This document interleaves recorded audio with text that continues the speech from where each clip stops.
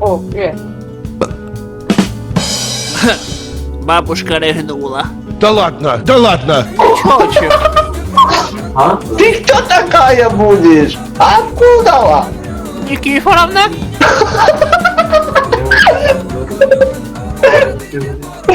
А куда говорить? Внучок включил, ничего не понимаю. Куда смотреть? Сюда, на мене. Ма, вижу тебя, сынок, вижу. Ничего себе. А що тут поробляєте? Да, внучок сказал, тут это письки всякие можно увидеть. Ты, внучок, вижу, музыкант? Ну, життя. Ебись твоему, где как-то страшно. Снимай, пожалуйста, покажи. Понимаете, что ли? Я понял.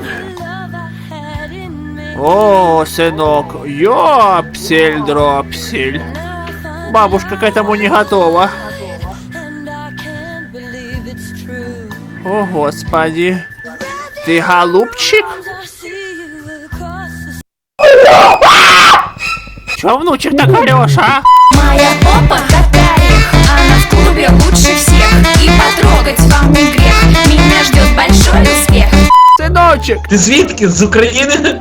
Да, сынок, ты что, не знаешь, маму не узнаешь?